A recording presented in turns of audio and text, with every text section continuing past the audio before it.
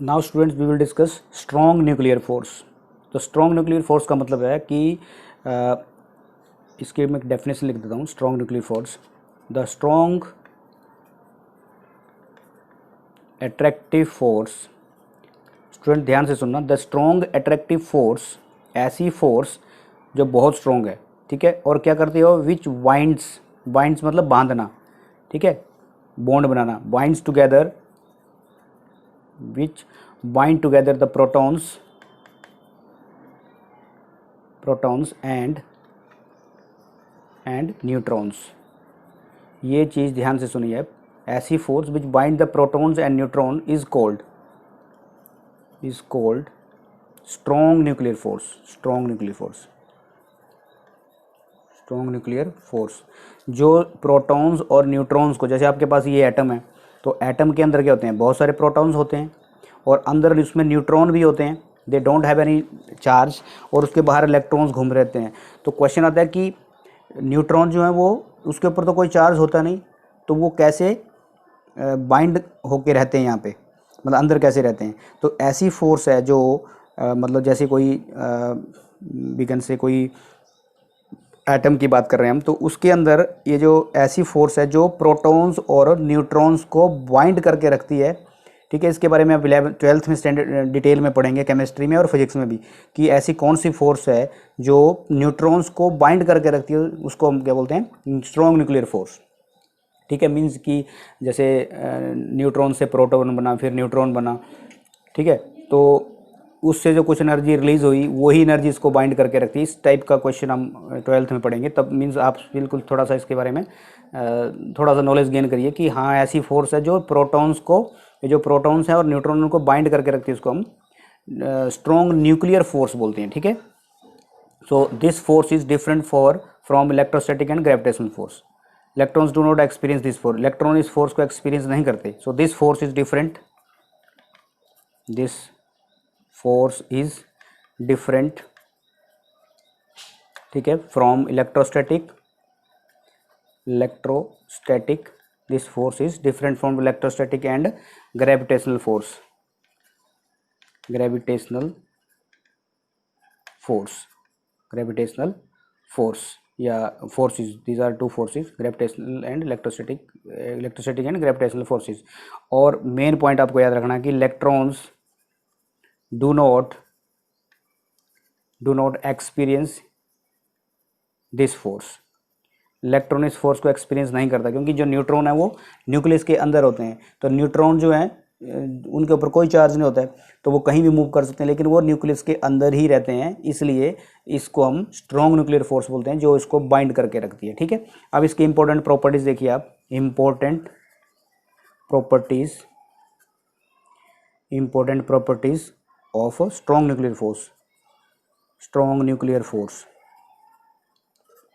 Important properties of strong nuclear force, मतलब जो आपके पास स्ट्रॉन्ग न्यूक्लियर फोर्स है उसकी प्रॉपर्टीज़ क्या हैं। तो सबसे पहले देखिए, आपने देखा कि जो सबसे ज़्यादा स्ट्रॉन्ग फोर्सेज हैं वो स्ट्रॉन्ग न्यूक्लियर फोर्सेज हैं। तो वो ये कितनी ज़्यादा है, 10 power 30 times stronger than the gravitational force, ये अभी हमने पढ़ा, ठीक है। सो इट इज़ द, इसकी इंपॉर्टेंट प्रॉपर्टीज में पहला पॉइंट है, ये लिख सकते हैं हम इसका, जैसे it is the strongest interaction, it is the strongest interaction, it is the strongest interaction, जिसको हम क्या बोलते हैं, नॉन एज, या it is the strongest interaction non in nature, ऐसे लिख सकते हैं हम, इन नेचर में ही हम इसको सबसे स्ट्रॉन्ग फोर्स मानते हैं, जो कि which is about 38 times greater than किससे, ग्रेविटेशनल फोर्स से 38 टाइम्स ज़्यादा स्ट्रॉन्ग है ग्रेविटेशनल फोर्स। तो 38 टाइम्स मतलब स्ट्रॉन्गेस्ट है ये ग्रेविटेशनल फोर्स है, क्योंकि ग्रेविटेशनल फोर्स सबसे वीक फोर्स है, ठीक है। उसके बाद है कि ये शॉर्ट रेंज की हैं, शॉर्ट रेंज फोर्सेज हैं, मींस इसका न्यूक्लियस में, इसके मतलब न्यूक्लियस के बारे में स्टडी करें तो it is a short range force that operates only over the size of the nucleus, size of the nucleus, आपको ये पॉइंट याद रखना है, size of the nucleus that is equal to 10⁻⁻15 metre, 10⁻⁻, तो यहाँ इतनी रेंज की फोर्स है, it is a short range force. ठीक है, तो न्यूक्लियस के अंदर अंदर की बात हो रही है कि 10⁻⁻15 मीटर मतलब 0.000 समथिंग इस टाइप की फोर्स है, इतनी शॉर्ट रेंज फोर्स है ये। ठीक है, और it is basically attractive in nature. तो मेन पॉइंट्स लिखते हैं हम। बेसिकली क्या है ये, अट्रैक्टिव फोर्स है, अट्रैक्टिव फोर्स है ये। ठीक है, ये रिपल्सिव कब बनती है, देखो ये मैं नोट कर रहा हूँ यहाँ पे, नोट, इसी में मैं एक नोट लिख रहा हूँ आपके लिए, नोट, इसको ध्यान से सुनना आप। ठीक है, ये फोर्स जो है दिस बिकम्स रिपल्सिव, ऐसे लिख सकते हैं, बट बिकम्स रिपल्सिव, रिपल्सिव कब बनती है, when the distance between the nucleons, यही लिख देते हैं, न्यूक्लियंस यानी CLEONS, nucleons becomes less than 0.5 Fermi. ठीक है, 0.5 फर्मी, या वी कैन से 1 फर्मी, आपको पता होगा 1 फर्मी किसके बराबर होता है, जैसे दैट इज 10⁻⁻15, आपने पढ़ा होगा ये 10⁻⁻15, स्टार्टिंग इसी चैप्टर में आपने पढ़ा ये कि 1 फर्मी किसके बराबर है, 10⁻⁻15। तो ये क्या है, ये वैसे तो अट्रैक्टिव फोर्स है ये, दिस इज बेसिकली अट्रैक्टिव, लेकिन ये become repulsive force between the when the distance between the nucleons. ठीक है, मतलब जो आपका प्रोटॉन्स और न्यूट्रॉन्स हैं उनके बीच की डिस्टेंस अगर 0.5 फर्मी, लेस देन 0.5 फर्मी हो तो वो रिपल्सिव हो जाएगी। ठीक है, अगर पास में आ गए तो रिपेल करेंगे, दूर गए तो अट्रैक्ट करेंगे। ठीक है, जैसे एक मान लो किसी माँ का बच्चा गुम हो गया, घर में है, लड़ाई की, तो वो क्या हुआ, घर से भाग गया लड़का, ए और बी दो हैं, ये माँ है बच्चे की, ये माँ है कांता देवी, और चुन्नू राम का लड़का कोई ये है, तो आपस में जब इन्होंने लड़ाई की तो क्या हुआ, बच्चा दूर चला गया। ठीक है, लेकिन जब दूर गया तो माँ को उसका क्या हुआ, उसकी याद आई, तो उसको क्या करेगी, वो अट्रैक्ट करेगी, मतलब जब पास में थे तो लड़ाई कर रहे थे तो भाग गया, लेकिन जब दूर गया तो अट्रैक्शन हो गई। तो इस तरीके का हम इसको एग्जाम्पल दे सकते हैं। ठीक है, और इसके बहुत सारे पॉइंट्स, हम कुछ पॉइंट्स लेंगे, और इसमें ये क्या है, एक नॉन सेंट्रल फोर्स भी हैं और नॉन कंजर्वेटिव फोर्स भी। तो नॉन सेंट्रल फोर्स ऐसे लिख सकते हैं, main points, non central force भी है ये, non central and non conservative force भी हैं। ठीक है, जो आपने पढ़ा होगा independent of path and path follow, ये पॉइंट लिखते हैं, मेन पॉइंट लिखते हैं हम, it is caused by the exchange of particles. हर चीज़ में हमने ये पॉइंट डिस्कस किया था, it is caused by the exchange of particles. और कौन से पार्टिकल्स, जिसको हम क्या बोलते हैं, कॉल्ड पाई मेसन्स। ठीक है, आपने क्वार्क्स पढ़ा होगा इस चैप्टर में, तो उसमें आपको ही मिलेगा पाई मेसन। ठीक है, quarks, up quark, down quark, strange quark, ठीक है, चार्म क्वार्क, तो ये आपको इस चैप्टर में आप डिटेल में जाना होगा अगर आपको इसकी थोड़ा सा डेप्थ में, तो फर्स्ट चैप्टर में ही, ये तो मैं बिल्कुल मेन टॉपिक ले रहा हूँ, तो आपको क्वार्क्स पढ़ना है इस चैप्टर में, QUARK, क्वार्क। ठीक है, क्वार्क्स लिखा हो तो उसके बारे में स्टडी करना, तो आपको इसका पता चल जाएगा कि क्वार्क्स मीन्स कि जैसे हम बोलते हैं कि प्रोटॉन किससे बना, न्यूट्रॉन किससे बना, न्यूट्रॉन को कि मान लो कि इलेक्ट्रॉन क्वार्क से बना, तो क्वार्क किससे बना, तो उसके जो सब एटॉमिक पार्टिकल्स हैं, जैसे up quark, down quark, strange quark, इस तरीके से टॉपिक, तो उसको आप स्टडी कर सकते हैं। ठीक है, और इसके एग्जाम्पल ले सकते हैं हम, जो न्यूक्लियर, जैसे एग्जाम्पल ले लेता हूँ एक, इसमें एक एग्जाम्पल ले लेता हूँ इसका। ठीक है, जैसे रेडियो एक्टिविटी का एग्जाम्पल लेता हूँ, तो रेडियो एक्टिविटी होती है जो हैवियर न्यूक्लियाई होते हैं। क्यों होता है ऐसा, क्योंकि जो इनसफिशिएंट न्यूक्लियर फोर्स होती है उनके बीच में, प्रोटॉन न्यूट्रॉन के बीच में, इसलिए रेडियो एक्टिविटी अकर करती है। तो हम ऐसा एग्जांपल ले सकते हैं कि रेडियो एक्टिविटी केमिस्ट्री में आप इसको डिटेल में स्टडी करेंगे, रेडियो एक्टिविटी के बारे में। रेडियो एक्टिविटी अकर, ठीक है, radio activity occur in heavier,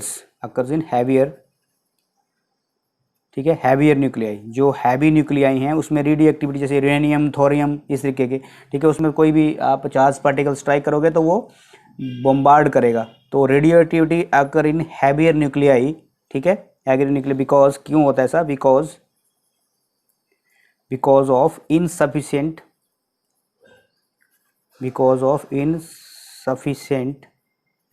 nuclear force, insufficient nuclear force between their protons and neutrons, their protons and neutrons. So students, now we will discuss weak nuclear force. So it is that force appears only between elementary particles. So ये जो force है वो elementary particle के बीच में होती है, ठीक है. So we will write here, it is the force that appears only between elementary particles.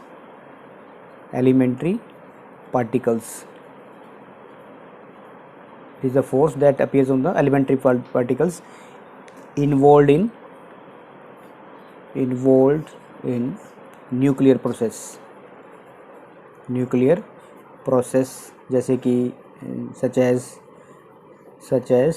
beta decay of a nucleus.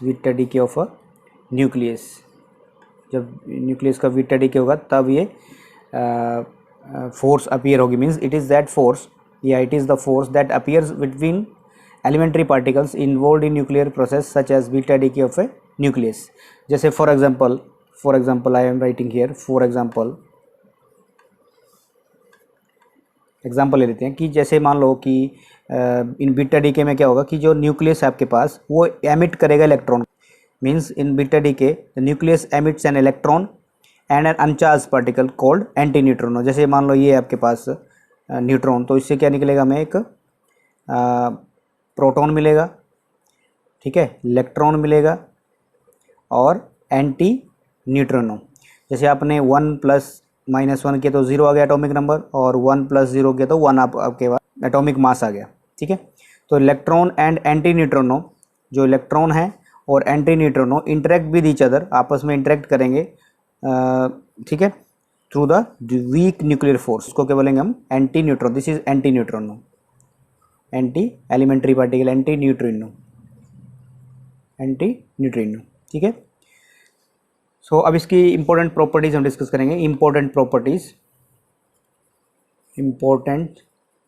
Properties of weak nuclear force. इसकी इंपॉर्टेंट प्रॉपर्टीज क्या है कि जो भी आपके पास कोई ऐसा process, means we can say any process involve neutrino and anti neutrino is governed by weak nuclear force. तो हम ऐसे लिख सकते हैं कि एनी प्रोसेस, फर्स्ट पॉइंट लिख देते हैं यहाँ पे, any process involving neutrino and anti neutrino.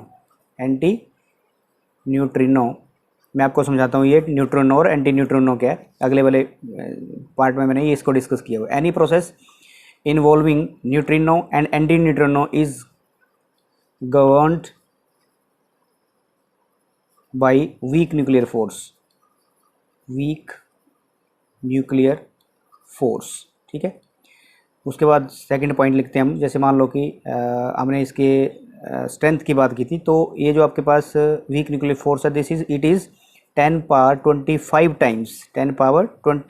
Times stronger than किसके साथ, देन द ग्रेविटेशनल फोर्स. क्योंकि हम कंपैरिजन जो है ग्रेविटेशनल फोर्स का ले रहे हैं. Gravitational force is very weak in strength, so stronger than the gravitational force.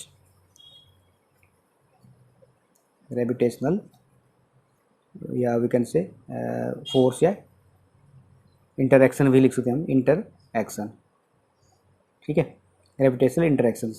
और थर्ड पॉइंट हम लिखते हैं कि ये किसके बीच में होती है, इसकी जो रेंज है, जैसे होती है, इसकी रेंज क्या होती है, it operates only through a range. इसकी जो रेंज है कितनी है, वीक, क्योंकि वीक न्यूक्लियर फोर्स है तो range of nuclear size that is 10 power, यहाँ पे लिख रहा हूँ मैं, 10 पावर -15 मीटर. फर्मी जिसको बोलते हैं, ठीक है, 1 fermi. Approximately we can write approximately 10 power minus 15 meter. So it operates only a range of nuclear size, that is 10 power minus 15 meter. So this type of, we can say, so these are more properties are there, but we are taking only few. ठीक है. So ये आपके पास important properties of weak nuclear force. Now students, I am going to tell you about neutrino, antineutrino, beta decay. All these I am going to explain the next part of this video. So just look at this. So students, now we are going to discuss very important terms that we have just used in this expression. First is central force. So central force is a force that points from the, जैसे आपको मैं एक diagram बनाता हूँ. जैसे आप मान लो यहाँ पे फोर्स ऑफ अट्रैक्शन है, ठीक है. जैसे मान लो इसके बीच में और इस पार्टिकल के बीच में फोर्स ऑफ अट्रैक्शन है, ये दोनों एक दूसरे को अट्रैक्ट कर रहे हैं, ठीक है. ये फोर्स ऑफ अट्रैक्शन इस पार्टिकल ए पार्टिकल और बी पार्टिकल के बीच में फोर्स ऑफ अट्रैक्शन है. तो एक सेंट्रल फोर्स है, या we can say a central force is a force. I am writing here a central force is a force. ऐसी फोर्स है ये, ठीक है. Possibly we can say negative, possibly negative, उसको ब्रैकेट में लिख सकते हैं आप, ठीक है. दैट पॉइंट्स कहाँ से, फ्रॉम द पार्टिकल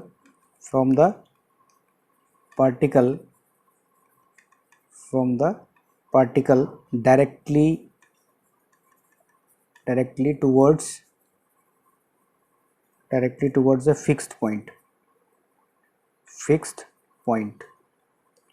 जैसे ये दो फिक्स पॉइंट है, तो इनके बीच में एक फोर्स है, ठीक है. That points from the particle directly towards a fixed point in space, fixed points in space, और we can say the centre, fixed space और द सेंटर, ठीक है. एंड जिसका जो मैग्नीट्यूड है, वूज मैग्नीट्यूड ओनली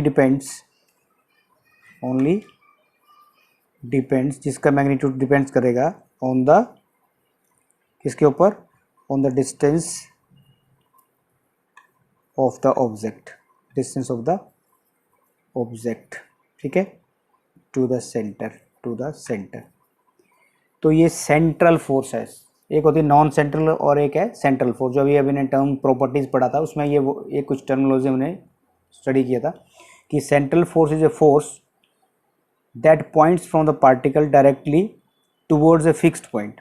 जैसे इन दोनों के बीच में एक फोर्स लग रही है स्पेस में, ठीक है, सेंटर टू सेंटर, एंड जिसका जो मैग्नीट्यूड है जो डिपेंड करेगा distance of the object from the centre.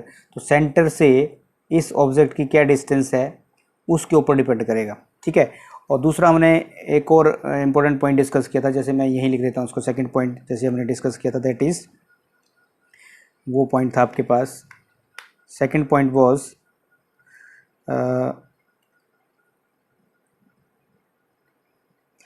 एक हमने एक और टर्म यूज़ की, दैट इज़ न्यूट्रिनो, ठीक है. न्यूट्रिनो आपने केमिस्ट्री में भी सुना होगा न्यूट्रिनो. तो न्यूट्रिनो एक सब एटॉमिक पार्टिकल है. मैं लिख देता हूँ यहाँ पे, न्यूट्रिनो इज अ सब एटॉमिक मतलब बहुत ही छोटा, उसका जिससे न्यूट्रिनो बना है तो उसके छोटे छोटे पार्ट, सब एटॉमिक पार्टिकल, ठीक है. That is very similar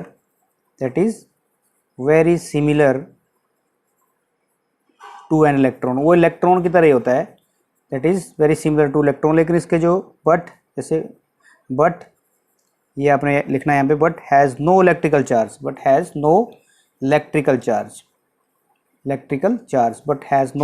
charge, ठीक है. उसके ऊपर चार्ज नहीं है. एंड मास की बात करेंगे, and a very small mass which might be zero, या we can say which might even be zero.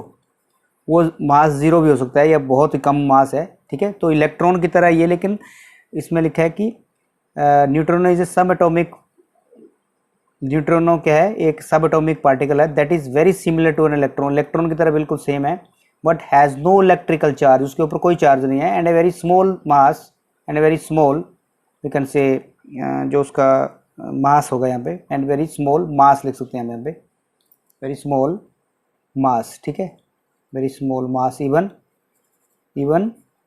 Which even भी जीरो, मतलब समझ लो कि उसका मास जो है बहुत ही कम है और उसको हम जीरो भी बोल सकते हैं, ठीक है। और जो आपके पास न्यूट्रिनो है, this is one of the most abundant particle in the universe, तो neutrino are one of the most, so we can write neutrino, ठीक है, न्यूट्रिनोज, ठीक है, are one of the most abundant particle, ठीक है, particles, बहुत सारे particles in the universe. तो ये था आपके पास एक, या ऐसे कर सकते हैं एक और इसमें जैसे पॉइंट है, neutrons are the one of the most important particle in the universe, ठीक है, because they are very little interaction with matter, because they are, या वी कैन दे हैव लिख सकते हैं, they have very little interaction, ठीक है, they have very little interaction, they have very little interaction with matter के साथ इसकी बहुत कम इंटरेक्शन है, इसलिए ये rarely matter sub atomic particle है। However they are incredibly difficult to detect, और इसको डिटेक्ट करना भी बहुत मुश्किल है, so they are incredibly we can say difficult to detect, और इसको डिटेक्ट करना भी बहुत मुश्किल है। ये इलेक्ट्रॉन ही है, लेकिन इसमें डिफरेंस क्या है कि इसके ऊपर कोई चार्ज नहीं है, similar to an electron but has no electrical charge, उसका मास भी बहुत कम है, even we can say to very negligible to zero, ठीक है, इसलिए it is very difficult to detect this neutrino. So ये होता है आपके पास न्यूट्रिनोस, जो आपने अभी टर्म यूज़ की थी, न्यूट्रिनोस किसको बोलते हैं। उसी तरह से एंटी न्यूट्रिनो है, तो एंटी न्यूट्रिनो भी क्या होता है, एंटी न्यूट्रिनो। तो एंटी न्यूट्रिनो भी क्या है, एक सब एटॉमिक पार्टिकल है, that is very similar to, वो भी इलेक्ट्रॉन की तरह है, लेकिन इसके ऊपर भी कोई चार्ज नहीं है, बहुत छोटा मास है, इवन जीरो मान लो आप, ठीक है, और वो चार्ज भी नहीं है। और जो न्यूट्रिनोज और एंटी न्यूट्रिनो हैं, they both belong to the leptons family. तो ये आप हायर जैसे BSc 1 सेकेंड ईयर क्लास में पढ़ोगे तो आपको वहाँ पे ये मिलने को टर्म्स मिल सकती हैं। तो न्यूट्रिनोज और एंटी न्यूट्रिनोज जो that belong to the family of leptons, which means they do not interact by a strong nuclear force. इसका मतलब क्या है, ये लेप्टॉन्स की फैमिली को बिलोंग करते हैं, लेकिन we can say they do not interact with strong nuclear force, by a strong nuclear force. So anti neutrino भी एक एलिमेंट्री सब एटॉमिक पार्टिकल है with infinitesimally small, very very less mass है, इसका और भी कम मास होगा, ठीक है, less than means 0.3 electron volt, ऐसे कुछ इसमें लिखा होता है, 0.0 या 0.3 इसका जो मास होता है, 0.3 इलेक्ट्रॉन, 0.3 इलेक्ट्रॉन वोल्ट, ठीक है, तो इसका भी इससे भी कम मास होता है इसका, ठीक है, लेस देन मतलब लेस देन 0.3 इलेक्ट्रॉन वोल्ट। तो ये हुए एंटी न्यूट्रिनो जो कि लेप्टॉन्स की फैमिली को बिलोंग करते हैं, ठीक है, मीन्स सब एटॉमिक पार्टिकल्स हैं। और एक और टर्म हम इसमें यूज़ करेंगे दैट इज़ पाई मेजॉन्स, एक और आपने टर्म यूज़ की होगी, पाई मेजॉन्स, ठीक है। तो पाई मेजॉन्स जो होते हैं वो एक किस्म के सब एटॉमिक हैं, ये भी सब एटॉमिक, मैं इसलिए लिख रहा हूँ क्योंकि आपने बीच में हमने ये प्रॉपर्टीज़ में डिस्कस किया था, तो मैंने सोचा इसको आप अलग से डिस्कस कर दूँ। तो ये सब एटॉमिक पार्टिकल्स हैं, जो पाई मेजॉन्स हैं, ये भी सब एटॉमिक्स पार्टिकल्स हैं, ठीक है। तो ये तीन तरह के होते हैं पाई मेजॉन, जैसे pi zero, pi plus, pi minus, ठीक है। तो ये थ्री कैटेगरी के हैं, और they consist of a quark and antiquark, ठीक है। ये जो क्या क्या कंसिस्ट करते हैं, ईच वैसे वी कैन राइट ईच, जो इसको पाइओन भी बोल सकते हैं, पाई की तरह ना ये, ठीक है, Greek letter pi. So each pion consist of a quark. So quark आपने सुना होगा कि जिससे प्रोटॉन बनते हैं, ठीक है, प्रोटॉन, दो अप क्वार्क एक डाउन क्वार्क से प्रोटॉन बनेगा, ठीक है। तो ये दो डाउन क्वार्क एक अप क्वार्क से ये न्यूट्रॉन बनेगा। तो इस तरीके से वो जो हमने इसी चैप्टर के फर्स्ट में स्टार्टिंग में आपने क्लास में भी पढ़ा होगा क्वार्क्स के बारे में, ठीक है। तो each pion consist of a quark and anti quark and therefore is a meson. तो देयरफॉर इज ए ईच, जैसे लिखा मैंने, each pion consist of a quark and an anti quark. अब आप बोलोगे एंटी क्वार्क क्वार्क क्या है? जैसे आप प्रोटॉन्स बनाओगे, न्यूट्रॉन बनाओगे, तो वो क्वार्क से बनते हैं, ठीक है। तो वो क्वार्क्स कई तरह के होते हैं, up quark, down quark, strange quark, ठीक है। तो आप इसमें थोड़ा सा स्टार्टिंग में पढ़ना है तो आपको ये चीज़ें मिल जाएंगी, ठीक है। सो ये बने होते हैं आपके quarks anti quark, therefore is, ठीक है, and is, you can write and is therefore a mason, ठीक है, पाई मेसन, जिसको हम मेसन नाम देते हैं, ठीक है। तो दीज आर, और इसमें सबसे जो छोटा, pions are the lightest mesons and the lightest hadrons, we can write pions are the lightest mesons। तो ये सब एटॉमिक पार्टिकल्स हैं और सबसे स्मॉलेस्ट पार्टिकल हैं, सब एटॉमिक पार्टिकल हैं, स्मॉलेस्ट इसको नाम दे सकते हैं हम, ठीक है। तो ये थे आपके पास central force, neutrino and pi mesons. तो ये कुछ टर्म्स आपको याद रखनी है। अब मैं कुछ अब हम नेक्स्ट चैप्टर स्टार्ट करेंगे। अभी तो हम टुडे